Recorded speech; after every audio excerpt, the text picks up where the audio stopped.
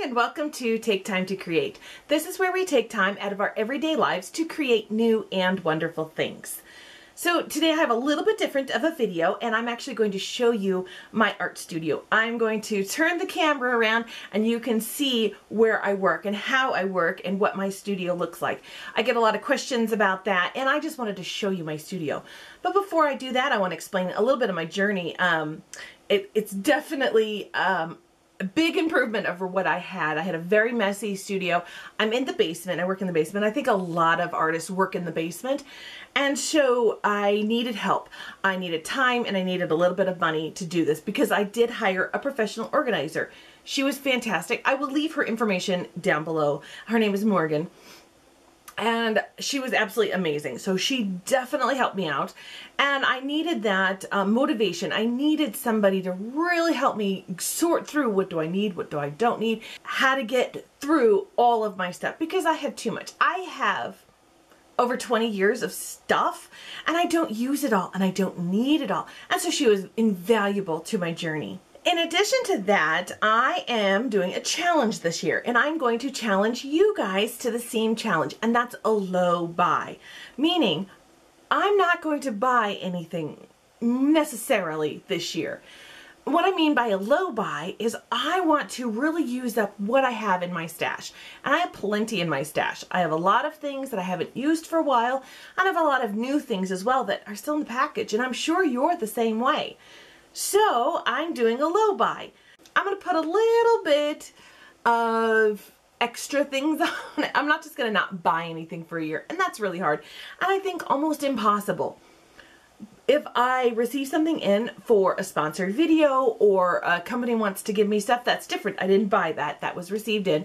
And I am always upfront and honest with you guys if I did not purchase it with my own money. Also, about once a quarter, I think I might buy something. I'll go to the craft store, see what I need, see what I don't need. If I see something coming out and I really like it, I'll watch a video and somebody has it, I'm going to make a list. And once a quarter, if I find I really need something, I'm going to go buy it. And I'm going to try it out and see what happens. Also, this doesn't include the staples. Gel mediums, gesso, if I need an acrylic paint of one I already used up, you know, a yellow or a blue that I've already used up the whole thing. That doesn't count in the low buy because those are supplies I need to do my project, and I used it up. It's like toothpaste. So those are the qualifications for that, and I'm going to try it out. And once a quarter, I will pop on YouTube and I will talk to you guys about it, and I'll tell you how well I'm doing or how I fell off the wagon, because that happens too. So I thought that would be kind of a fun thing. This year, I'm going to have some really cool other videos with it. I'm going to interview other creators, not just YouTube creators, but people who are creative in cooking or gardening or artists or other people. I just want to introduce other people on my channel because it's all about taking time to create. And whatever you're creating is wonderful. So I'm really excited for that new journey that we're going to be doing on this channel coming up in 2019. I'm going to show you the finished product. I'm going to show you how my studio looks. At the end of this video, I will show you some still shots of before and after. I did not film during the whole process, and that was because I just had too much going on physically in the space. I didn't really know what to do with it, and I wanted it more of a private journey. I didn't want to feel like I had to be on camera. You know, you have to be on when the camera's rolling. I feel like it's almost a different persona or almost a different thing going on. So I really needed to focus on organizing my space. So I didn't record it, but I did take a lot of before and after shots. So I do want to share that with you. So welcome to my art studio, and I've changed the name. It was a craft room, but I call it an art studio now, and I think that just keeps it more organized. In my brain, I feel like it's taking it up a level. So I really like that. Also, remember, I work in the studio a lot, and I'm not the neatest person when it comes to arts and crafts and creativity. So my art room is not a Pinterest looking art studio. It's not all white. It's not all pristine. That's not what I do. And I did tell my organizer, I said, those freak me out. I can't work in an environment like that. So I need to have it a little more lived in look, and that's what it is. And this organization works for me. It may or may not work for you. So take what I do and incorporate it into your studio, into your craft room or your art studio. And hopefully it'll work for you, or hopefully you'll come up with some ideas that might work for you, or you might not. So it's just kind of up to you. Anyway, well, let's get looking. So, you know, done with me, blah, blah, blah, blah, done chatty, chatty. Let's look at the studio. Okay, so we're gonna walk in this way, and I'm holding the camera, so it's kind of vlog style, so I apologize if it's a little bumpy. But here is my studio when you first walk in. There we go, ta-da. So let's go look at little individual sections. So when you first walk in over here, I have shelves and I have plastic bins. And this is stuff I don't use very often. It's kind of tucked away over here. Everything is labeled, but I don't use this stuff a ton. So I feel like it's okay to be over here. I have my easel, and I have a chair, and I have a footstool, and that's when I want to sit and relax, or I want to read a pattern, or watch a YouTube video and I want to hide away, so I have it here. I have a drawing that I showed on Instagram that my great aunt did, and I thought it was very beautiful, so I framed it and hung it in here. It's inspiration. I do have a giant TV, and that's because I like to watch videos, or I'll listen to music, and it's just kind of nice to have it. And I'll just be honest, I do love my TV. I have another drawing that my great aunt did, and I did share that on Instagram. It's beautiful, wonderful inspiration. She did pass last March, and so I really love having her art around as inspiration. My darling husband hung up these metal strips here, and these are magnetic little storage bins. I do like that. Over here is my VCR. Actually, it's not a VCR. I don't think anybody has that anymore. Just kidding. It's my Blu-ray player. And I have a Roku as well. VCR.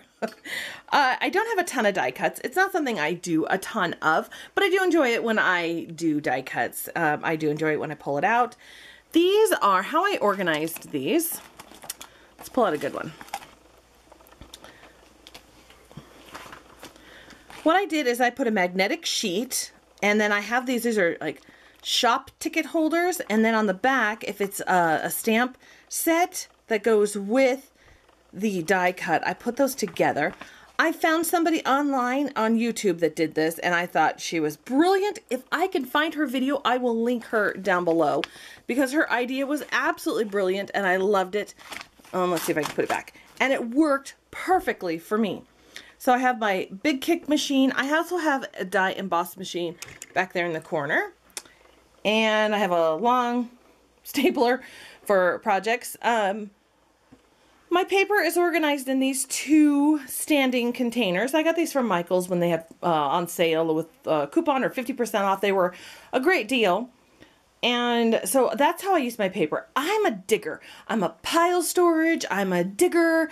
This works for me. Some people organize by color, or they organize by brand, or they organize by type. You know, I do have Christmas down at the bottom, so it's kind of by type. But for me, the way I organize, the way I work, is I grab a section and I dig through it. It just works for me. I know not everybody works like that, but, you know, that's okay. This holds my findings for jewelry projects, and these are really great. I got them at Harbor Freight. Let me put my camera down.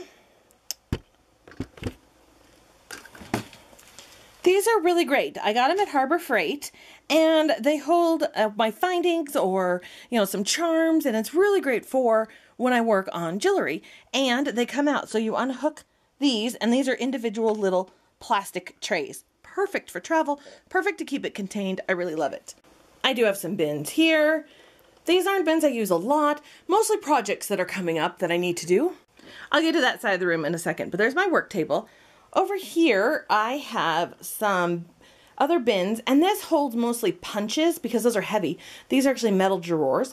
And my stamps, I don't have a ton of stamps, but I use what I do have. I really sorted and got rid of what I didn't need, and it works really well for me, so I can pull these drawers out all the way if I want, and I can take these to my work surface. Then when I'm done, I can just slide it back in, and it's cleaned up and organized. Once again, I'm a digger, so this works really well for me. I get a kick out of digging like this. I know it freaks some people out. They need it all really organized. They need it all put together. Good for them. I love looking at those rooms, but like I said, that's not how I work. And so you want to make your studio how you work. What works for you? Big broad categories work for me. Books, and most of these canvas bins here are projects coming up. So half finished projects or finished projects that I need to photograph. So those are all coming up videos in 2019. On this wall, I have a spice rack that I hold paints. I hold liquid paints here. I have spray paints. These are my tall paints. They just fit really well here. So that's what I did. Oh, my friend made this beautiful apron. Isn't that gorgeous? I haven't had the courage to wear it while painting it because I'm going to mess it up. So I leave it there and I think it's beautiful. I have a closet here. Technically, this is a bedroom because there is a closet here, but I didn't put a closet rod in here. And I took the doors off and I just put 2 wire rack shelves and I filled it with bins. And I got these shelves, I think at Sam's Club. And they fit perfectly with 2 of them in there. And I did organize all my fabric by color. So I know when I'm working on a fabric mixed media or a landscape fabric one, I just look for a color. So I look in my whites or I look in my pinks. And that really works well for me.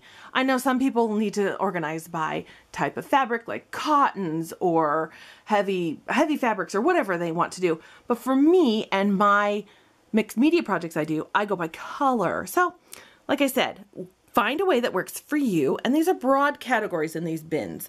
You know, I have chalk or buttons or wood blocks and, you know, costume jewelry, but very broad categories. It makes it a lot easier for me to organize and put it away. All right, as we go around here, this is my Lightbox. So this is where I take photographs and I'm able to, you know, show off my stuff. And I use some 12 by 12 papers for backgrounds because usually my things aren't too big, or I have a few different backgrounds because this right here is a background. So I have a few different colors for that. But that's my Lightbox and I just leave it out. I'm more inclined to take photographs if it's left out.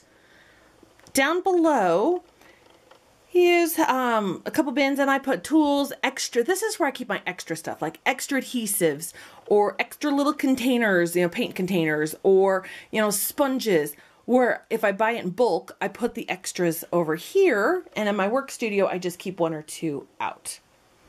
Very important. If you are a shorty like me, you need a step stool because here's all the other stuff. This is the stuff that I use most often.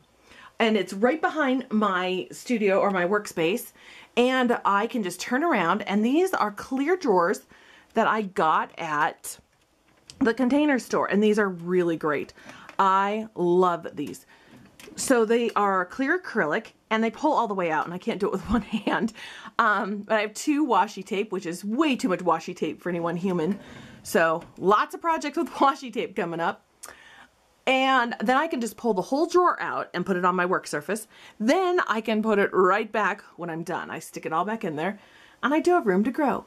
Once again, broad categories for me, like metal elements or plastic or plastic flowers or raffia, you know, really broad categories. Like I said, that works best for me. I have chipboard or colored flowers, stickles, watercolors. These are my pan watercolors. And I have one for tube watercolors. And it, like I said, it just works for me because that's how I work. I'm like, I need something like this. I need a wood thing. So I grab my wood and cork elements. I have more metal strips down here. And these work really well. Bigger stencils that don't fit anywhere, and my score pal here that I hang on the wall. I can just turn around and grab it. I have these little alcohol ink containers, and I've got my sprays here, so I can just turn around and grab them. Let's go up here. Up here are these bins, and they have them at Walmart during the school year, like at the beginning of the school year. And I put these big, I'm gonna grab one down. Let me just pull it down. I put these big manila folders in it. And then what I do is I put all my stickers in there. Broad categories once again, and I label it flowers. And I know, oops. And I know in here I have flower stickers, and I can pull them all out, and then when I'm done, I shove them back in. Some people are like, no, that's not the way, but that's not the way for them, but it's the way for me. All right, let's see here. My organizer was really great because she understood this is the way I work, and so she absolutely went with it. It's not the way she prefers to organize her house, but she didn't dissuade me from organizing it how I needed it. So I've got my acrylic paint separated out into regular and metallic and heavy bodied, and I have dilutions and then more acrylic. These are more the tubes in my nicer ones. Those are just the cheaper ones. I have Finnabar paints. She get her own category because I've got all of them. And then you can kind of see. And this is where I stand on my work studio, so you can see as I look around how it all works for me.